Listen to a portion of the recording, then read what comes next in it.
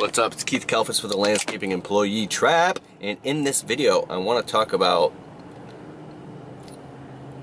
your time, how valuable that your time is, and not running to do stupid stuff that wastes your time because you think it's valuable. This is huge. It's taken me a long time to learn this. You ever heard the saying, don't confuse productivity with activity? So here's my example here. Just a little quick side note. Hope you're doing awesome. I haven't been making a lot of videos lately because I'm finishing a very large project, and I actually had to promise myself I have to slow down on the YouTube thing and all other things to get this massive project done, or else it'll never get done. Do you have anything else in your life like that you're chipping away at it and you're just like, you could do all this other stuff and make progress, but that one big thing? So that's what I have to do on my journey. I'm finishing a massive project. And so back to what I was saying, we're doing landscaping and window cleaning. We're totally booked out right now. I got a couple new guys starting tomorrow, and we're doing a landscape project. It's between $4,000 and $5,000 for this project, ripping out landscape beds, installing new stuff, shrubs and mulch. And I told the customer at first, we could do rocks with weed barrier fabric and decorative stone rocks. It looks nicer and it lasts a lot longer. You don't have to maintenance it, but it's a lot more expensive initially up front. So he decided on mulch because it's cheaper. But now tomorrow's the project. It's just a 2-day project. We're gonna have 4 guys on it total, including me, like gangbusters. He just texted me just now and he said, hey, my wife really likes this lava rock thing. How much extra to do lava rocks? So I got to go back through my notes and just tell him it's going to be an extra $800 or something like that, or $1,000 or $1,500. It just depends on the numbers. But my point is, I have this inclination, because I'm passing through this city, to run over there and look and remeasure, but I don't have to do that because I've already taken a look and I already know what the dimensions of the garden beds are. All I have to do is just look, remember it, look at the math, look at the numbers.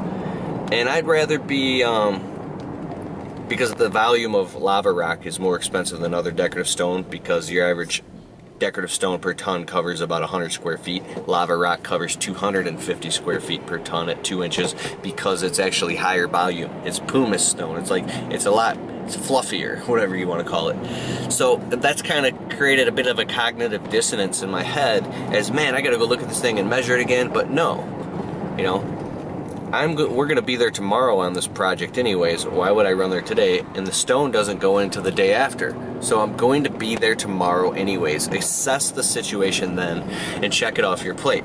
The reason I'm talking about it this way is it might seem so simple, but it's not easy. I'm reading a book right now by David Allen called Getting Things Done, the GTD method, and I spent a bit of last night watching TED Talks on this, and it's how to organize and prioritize information so you're not obsessing over it and you can just check it off and worry about it when you get there. Now, the next thing is another customer we did a landscape install for a few years ago. He wants now mulch and some of the garden beds redefined. Fine. I'm passing right by there. I'm forcing myself to not go there and look. I just want to look at his property because I'm really actually secretly afraid that the plants have died or something's browning out or it looks like shit and things like that. But I'm saying, you know what? If he's never called and complained about it and everything's fine, and I knew it was fine then, nothing has changed. It's fine. Keep moving forward. So these are the subtle hang-ups that really steal a lot of my energy. And let me know in the comments below if you have these hang-ups that you obsess about that steal your energy and how you can better control them. I'm very much so thinking about starting the process of expanding my company, installing investing in a dingo now. And I've got rid of my 2 old trucks. They both had 250,000 miles on them. They're falling apart. I finally got a brand new truck, and now I'm afraid to use the thing for work, get it dirty. But I can still get this 06. The reason is I wanted to learn a lot about how to actually run a business and learn about myself before just jumping in and expanding something that can turn into a nightmare. Now, that's partly an excuse, but really, I want to make sure that I have the pricing structure right. I understand what the profit margins are, and understand that if I hire employees, they have payroll taxes, workers' compensation, and we obviously have general liability insurance. We have proper, employees. But what I'm saying is, or should I go the route of completely subbing it out, turning a small fry guy landscaper, into a legitimate subcontractor where he's going out doing the work. I'm a glorified salesman. It's his business. He shows up with his equipment and his tools and his truck and does the job, and I just cut him a check. I'm just the sales guy and the graphic designer. I don't know if there is any problem with that. Let me know in the comments below if you have any experience with that. But as far as trying to do it all yourself and pulling your hair out, I mean, you just run yourself into the ground pretty quick. So that's what that all comes back into time management and valuing your time. And I hope you're doing awesome. I gotta go.